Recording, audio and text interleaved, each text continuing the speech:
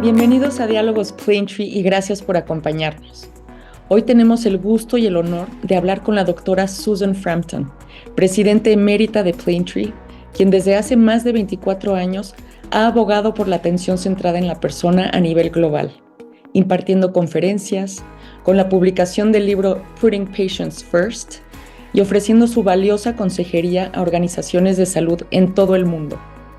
En el año 2009, fue nombrada una de las 20 personas que han contribuido a la mejora en la atención en salud por la revista Health Leaders.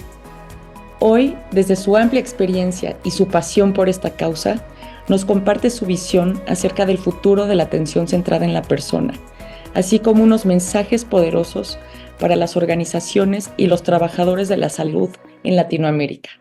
Escuchemos a la doctora Susan Frampton.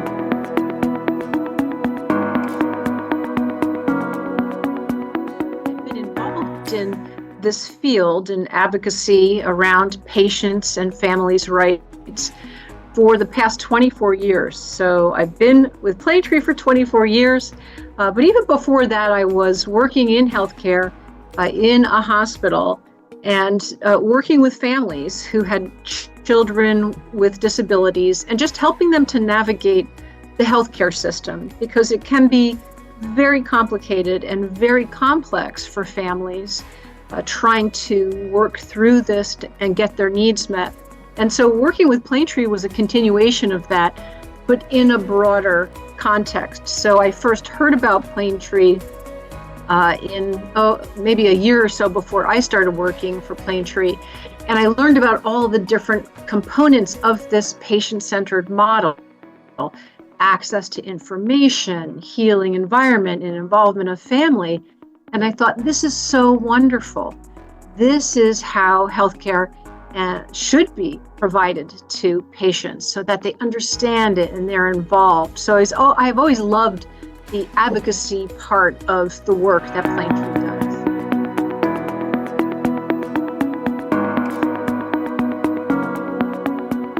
When I first came to Planetree, it was still a very small US-based organization. We were working with about 20 hospitals.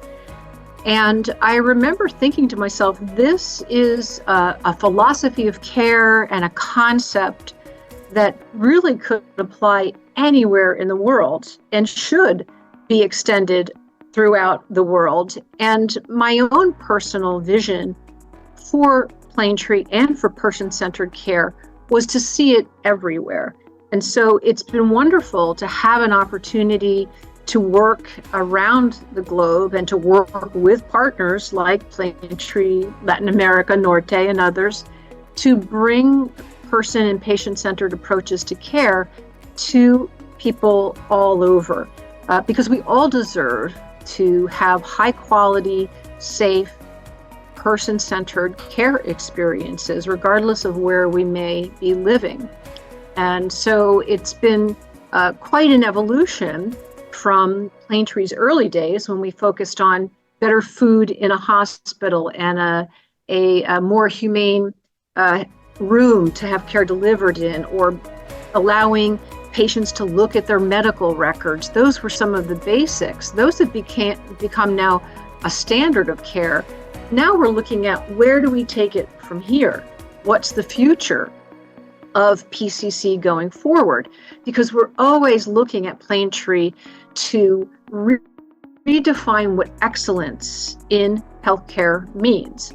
And so as we go forward now, we're looking beyond those basics to things like, how will AI, artificial intelligence, be delivered in a human-centered way, in a way that patients and families can understand and benefit from? How do we look at, for instance, the trends in self-care, in do-it-yourself medicine? More and more people can go on the internet and they can order their own tests, and they can, send the results in and get the interpretation back themselves. How do we make sure that the right information is getting in people's hands, the information they need in an age that's becoming more and more do-it-yourself. We also are looking at the whole field of quality measurement. And how do we make sure, as we define quality care, that the way that we're defining it and the measures that we're using to hold ourselves accountable, that they're meaningful to patients and families. And so there's a lot of work that we are involved with partner organizations, trying to make sure that the patient's voice is also included when we look at healthcare quality measures. And so all of these things are very exciting to me as we continue to move this field forward around the globe with all of our strategic partners.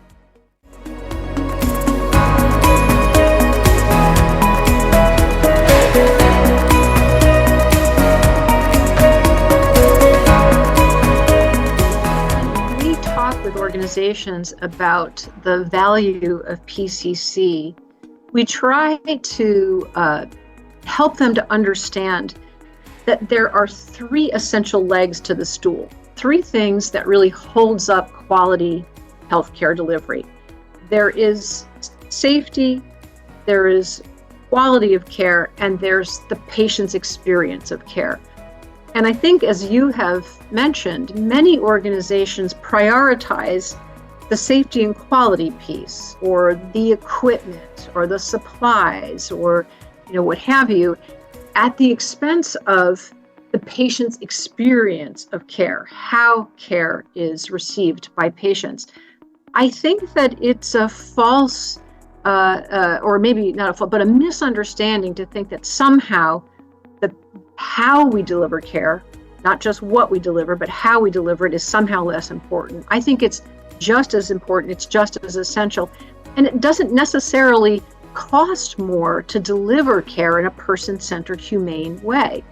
I've often made examples. For instance, it doesn't cost anymore to allow families to be involved in care. It doesn't cost anymore to look at the healing environment and to use paint colors or fabrics that make people feel comfortable and at home, as institutional gray or what have you. It doesn't have to cost more to make sure that our staff feel valued, that a thank you for the good work that they've done is included in the way that we manage. So there are so many opportunities to provide care in a very humanized, very personalized way that doesn't cost more, but it does cost thoughtfulness. You have to have the will to do that. You have to have the follow through. You have to build it into the way that you deliver care in an organization. And so I think it's in many ways a lesson that we're having to learn the hard way. And when I look at where healthcare is going, and we talk a lot now, particularly in the US, about healthcare disruptors or retail marketers, retail organizations that are taking over healthcare delivery and taking over primary care. There's a reason they've got their foot in the door, because they understand that PCC is an essential component to good quality care, and that people want it and they respond to it. So I think we just have to keep getting that message across as well as we're able to.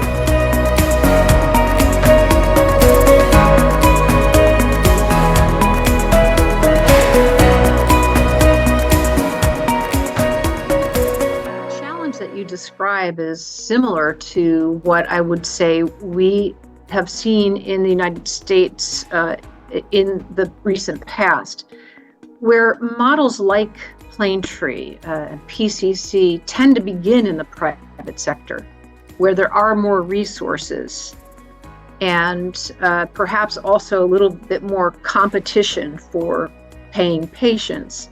And so PCC has been seen as an advantage to some healthcare organizations. And so they have embraced it more readily.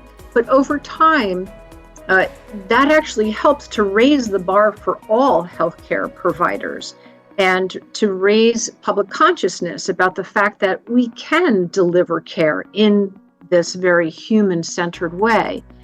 And so we've begun to see more large public organizations being able to get grant funding or foundation funding or more openness to using some public funds to fund person-centered initiatives. And I think that's the natural evolution often that we have to go through to move from that private sector only to the public sector.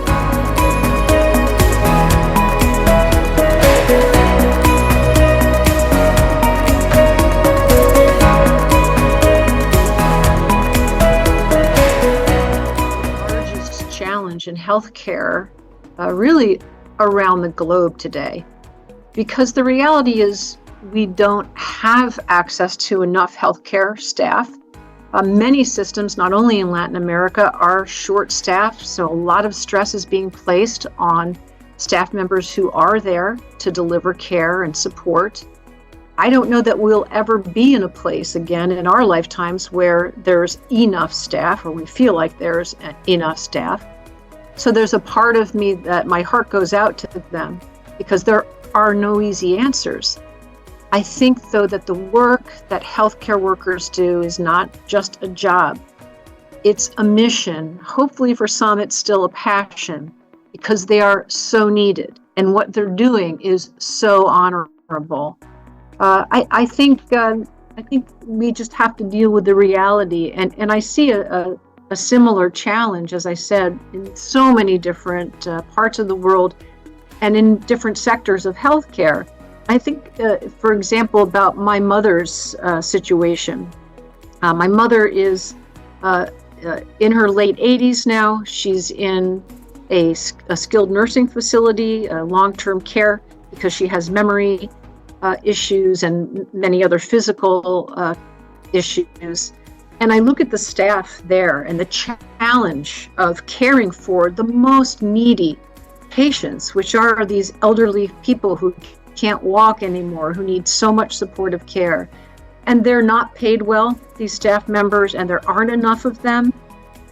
And I feel the best that I can do is to be there, to be present as a family member. So I think perhaps my message in some ways is to the broader society that we have to show up and be supportive of the work that healthcare workers are doing. I believe families are needed within healthcare delivery systems to be that another set of hands, that another set of eyes to help provide care.